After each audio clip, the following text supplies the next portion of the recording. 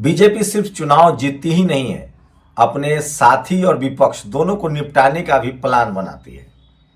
महाराष्ट्र में यही हुआ था।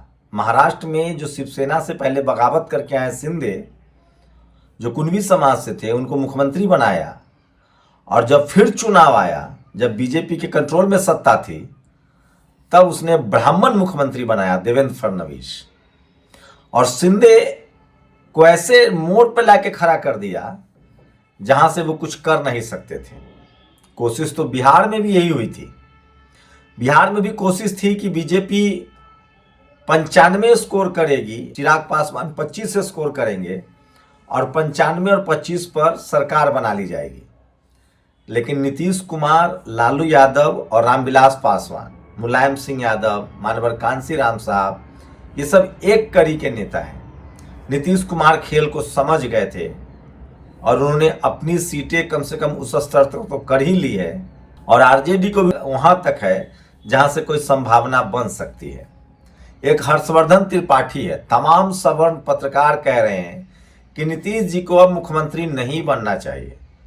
दरअसल आरएसएस का सपना है, बीजेपी का सपना है कि बिहार में उसका एक सवर्ण मुख्यमंत्री हो। तो वो चिराग पासवान को भी धोखा देंगे, ये तो तय है। मांझी जी और उपेंद्र कुशवाहा उनके साथ होंगे। लेकिन सवाल है कि बिहार का अगला मुख्यमंत्री कौन होगा। ये सबसे बड़ा सवाल है जो बिहार में अब पूछा जा रहा है। ये तय है कि बिहार में अति पिछड़ा के बड़े चेहरा अब नीतीश कुमार रह गए हैं। आरजेडी फिलहाल रेस से बाहर है, लेकिन नीतीश कुमार के पास अभी भी इक्का तो है। इतना आसान नहीं होगा नीतीश कुमार को निपटाना। लेकिन क्या कल एक जिस तरह से पोस्ट डाला गया, उसके बाद जिस तरह से हटा लिया गया, तो क्या नीतीश कुमार पर दबाव है? अगर आंकड़ों की बात करें तो 89 सीटें हैं बीजेपी के पास, 89। 19 सीटें हैं चिराग पासवान के पास, ये होता है 108। 9 सीटें जो हैं मांझी जी के पास है 5 सीट, और उपेंद्र कुशवाहा के पास है 4 सीट। ये 17 का आंकड़ा पहुंचता है। अब 17 में ऐड होना चाहिए कम से कम 6 सीट। तो सीपीआईएम आएगा नहीं, सीपीआईएमएल आएगा नहीं, बीएसपी के जाएंगे नहीं। कांग्रेस के 6 विधायक हैं, उनकी भी संभावना कमी है। तो यहीं पर बीजेपी फंस गई है कि अब उनको मजबूरी है कि वो नीतीश कुमार को मुख्यमंत्री बनाएंगे, न चाहते हुए भी बनाना पड़ेगा। नहीं तो पूरा चुनाव कोशिश तो यही थी कि नीतीश कुमार को भी निपटा देना है। 100 के आसपास 90-95 स्कोर करना है, 25 चिराग पासवान स्कोर करेंगे और मुख्यमंत्री बीजेपी का होगा। क्योंकि मांझी जी कुछ बोलेंगे नहीं, क्योंकि उनको केंद्र में मंत्री भी रहना है। चिराग पासवान भी कुछ नहीं बोलेंगे, क्योंकि उनको केंद्र में मंत्री रहना है। लेकिन नीतीश कुमार ने अब पाला बदल दिया और उनके पास ताकत तो है। अगर नीतीश कुमार को मुख्यमंत्री नहीं बनाती है बीजेपी, तो भी नीतीश कुमार मुख्यमंत्री बन सकते हैं। अगर आंकड़ों की लिहाज की बात करें, 85 उनके पास अपना है और 35 गठबंधन में है। सोचिए, 85 उनका अपना है और 35 के गठबंधन की सीटें हैं। मतलब सोचिए 120 सीटें हैं और 5 ओवैसी के पास है। तो 85 और 35 कितना हुआ, आप जोड़िए, 120, 5 ओवैसी, 125, बहुमत यही हो जाता है। और एक बीएसपी भी है 126। तो नीतीश कुमार को इग्नोर नहीं किया जा सकता है। लेकिन देखते हैं क्या होता है। सूत्र बता रहे हैं कि नीतीश कुमार के साथ 6 महीना ये जरूर कंटिन्यू करेंगे। लेकिन नीतीश था, नीतीश है, नीतीश रहेंगे, ये वाला जो पोस्टर है वो हटा दिया गया। अब बात करें बिहार में चुनाव में जीत हार की, तो जेडीयू में जीत हार की सबसे बड़ी अगर लकीर किसी ने खींची है तो वो खुद नीतीश कुमार है। उन्होंने गाड़ी से भी प्रचार किया, पैदल भी प्रचार किया, हेलीकॉप्टर से भी प्रचार किया। इस दौरान ललन सिंह अनंत सिंह को जिता रहे थे, संजय झा दिल्ली चले जाते थे, विजय चौधरी सरायरंजन में लगे थे, अशोक चौधरी भी अपना चुनाव जीत रहे थे। एक शख्स था जो आज जेडीयू के लिए लड़ रहा था बिना स्वार्थ के, यह है मनीष वर्मा। इनको टिकट भी नहीं मिला, ये चुनाव भी नहीं लड़ रहे थे, ये आईएएस थे।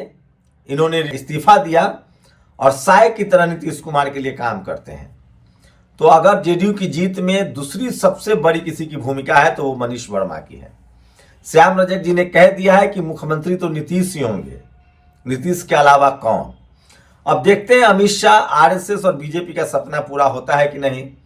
लेकिन प्रधानमंत्री ने नाम तो बिल्कुल नहीं लिया नरेंद्र मोदी का जब वो जीत का भाषण दे रहे थे। तो सोचिए, मीडिया में बीजेपी की जीत का जश्न है, तमाम सवन पत्रकार कसीदे कर रहे हैं, लेकिन 4 सीट कम जीतने वाले नीतीश कुमार जो है वो खेल से बाहर बताए जा रहे हैं। अरे 89 बीजेपी का है तो 85 नीतीश कुमार का है, लेकिन जीत का क्रेडिट उनको नहीं दिया जा रहा है, जबकि 20 साल से मुख्यमंत्री वो हैं। अगर अच्छा बुरा हुआ, अगर हार जाता एनडीए तो सारा क्रेडिट नीतीश जी के सर पर फोड़ा जाता, डिस्क्रेडिट। अब जीत गए हैं तो उनको क्रेडिट नहीं दिया जा रहा है। सोचिए, दूसरी बड़ी खबर है कांग्रेस को लेकर। ओवैसी की बल्ले बल्ले है, फिर 5 सीट जीत गए हैं। मांझी 6 पर लड़े, 5 सीट जीत गए हैं। चिराग पासवान जरूर बेहतर किए हैं। बीजेपी का सितारा बुलंद है। अब बात करते हैं चुनाव आयोग पर। चुनाव आयोग ने पहले कहा कि 6 करोड़ 42 लाख वोटर हैं, सोचिए। फिर कहा कि 6 करोड़ 43 लाख वोटर हैं। अब कह रहे हैं कि 6 करोड़ 45 लाख वोटर हैं। तो ये चुनाव आयोग है, किसी को कुछ कहना नहीं। हम लोग कुछ बोलते हैं तो उस पर तमाम नोटिस आने लगते हैं। तो चुनाव आयोग कितना ईमानदार है ये किसी से छुपा हुआ नहीं है, और बीजेपी की जितनी कितनी ईमानदारी से हुई है किसी से छुपा हुआ नहीं है। इसीलिए उद्धव ठाकरे के पुत्र ने कहा है कि अगर हिम्मत है तो एक बार बैलेट पेपर से चुनाव करवा लीजिए। वैसे देश को बता दूं, प्रधानमंत्री, गृह मंत्री दिल्ली में ब्लास्ट हो या फिर जम्मू कश्मीर में ब्लास्ट हो, चुनाव की तैयारी ही करते हैं।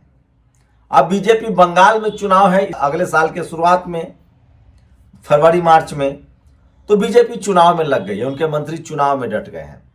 तो बीजेपी का एक सूत्री कार्यक्रम है कि चुनाव हो, अब जनता को पसंद है तो होने दीजिए, बाकी रोजगार, पलायन, इस सब पर कौन बात करेगा।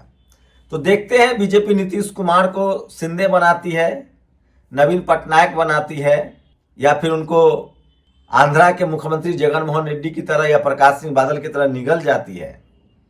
ये तो समय बताएगा। लेकिन फिलहाल नीतीश कुमार अपने बचाव के लिए तो तैयार हैं। उनके पास प्लान भी तो है। कल जिस तरह से नीतीश जी के एक ट्वीट को हटवा दिया गया, उनके समर्थकों के ट्वीट को, कि नीतीश थे, हैं और रहेंगे, लोगों को उम्मीद थी कि अगर 95 स्कोर कर जाएगी बीजेपी और 25 चिराग पासवान, तो फिर उनको किसी की जरूरत ही नहीं पड़ेगी।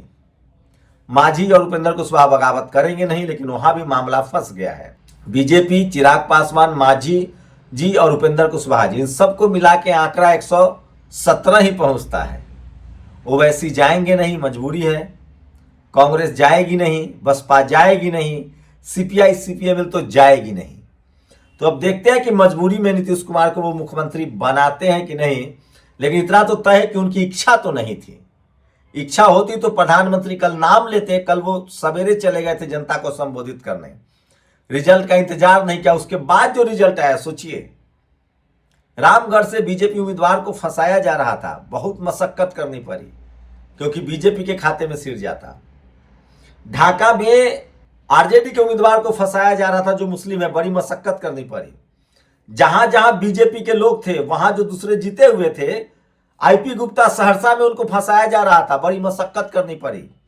लेकिन नीतीश कुमार है तो इकबाल कायम है, और जब तक वो सीएम के पद पर है तब तक बेईमानी नहीं हो पाई, और इन सबको विजेता घोषित किया गया।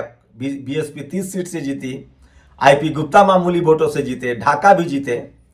अगर ये तीनों चारों सीट अगर बराबर कर दिया जाता तो 95 का आंकड़ा होता बीजेपी के पास, और 95 और 20, 95 जैसे उनका आंकड़ा होता तो सोचिए, 95 और 5 मांझी 100, 19 चिराग पासवान और 4 उपेंद्र कुशवाहा, मतलब मुख्यमंत्री बीजेपी का होता, नीतीश तो नहीं होते।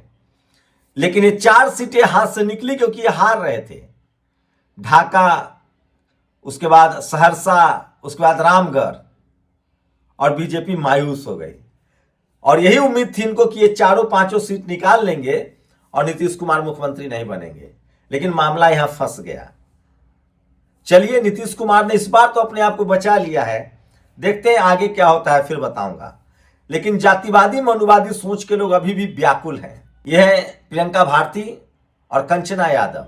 सारिका पासवान जातिवाद मनुवाद के खिलाफ बोलती हैं, इसलिए इनको टारगेट किया जा रहा है। मैं फिर कह रहा हूं, जब तक आप सामाजिक रूप से सांस्कृतिक रूप से एकजुट नहीं होंगे, आपको हार का सामना करना पड़ेगा। आरजेडी के ख्याल से मुझे कोई कमी लग रही है तो सिर्फ एक कि एक आजाद समाज पार्टी, एक दलित चेहरा गठबंधन में हो, या मायावती जी होती है या चंद्रशेखर आजाद होते हैं। गठबंधन का दौर है, दिल बड़ा करना पड़ेगा और गठबंधन बनाना पड़ेगा। ओवैसी से भी गठबंधन होता, वो खुद कह रहे थे 6 सीट, तो नुकसान नहीं होता।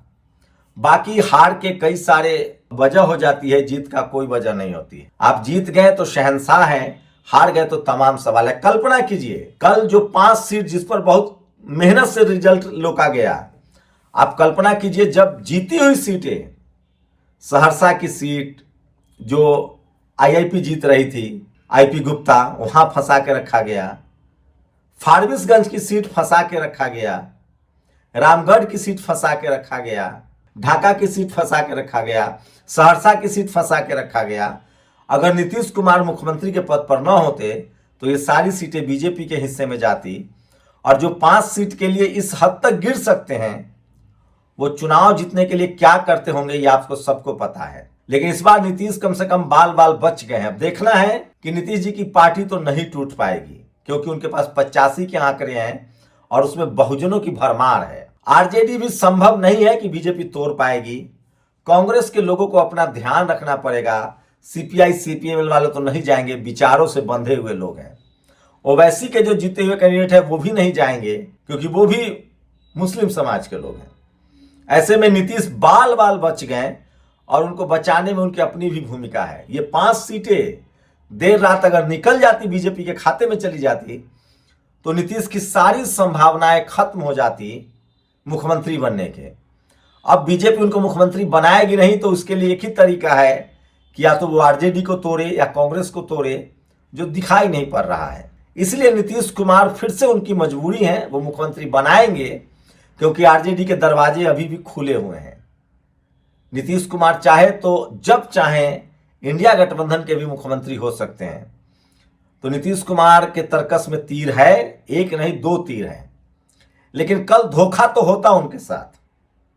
अगर 5 सीटें बीजेपी के पास, 6 सीटें 95 का आंकड़ा होता और चिराग पासवान 20 भी होते, तो नीतीश कुमार मुख्यमंत्री नहीं बन पाते। वो सब पता है सबको।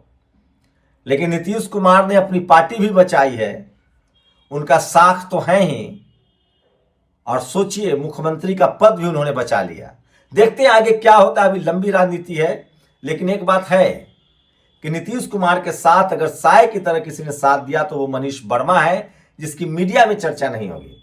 सबको पता है संजय झा निकल गए थे, ललन सिंह अनंत सिंह के लिए काम कर रहे थे, विजय चौधरी सराय रंजन लड़ रहे थे। सबसे मजबूती से और निस्वार्थ भाव से कोई लड़ रहा था तो वो श्याम रजक जैसे लोग हैं, और वो मनीष वर्मा जैसे लोग हैं। दलित समाज में श्याम रजक ने मजबूती से जेडीयू का मोर्चा संभाल रखा था, तो वही मनीष वर्मा ने नीतीश जी के लिए साय की तरह काम किया। लेकिन नीतीश फिर से नीतीश निकले, और नीतीश न होते तो रामगढ़ की सीट बेईमानी हो जाती, बसपा नहीं जीत पाती। नीतीश न होते तो एमआईएम की 3 सीटें और छिन जाती। अगर नीतीश कुमार न होते तो आरजेडी की ढाका सीट चली जाती, कांग्रेस की फारबिसगंज सीट चली जाती। इसलिए नीतीश सबके हैं। शुक्रिया। नेशनल दस्तक की आपसे गुजारिश है कि अगर इसको बचाना चाहते हैं तो नेशनल दस्तक को सब्सक्राइब करने के लिए रेड कलर के सब्सक्राइब बटन को दबाएं, फिर बेल आइकन की घंटी दबाएं। नेशनल दस्तक को बचाने के लिए बहुत जरूरी है कि हर खबर को शेयर करें, लाइक करें, कमेंट जरूर करें।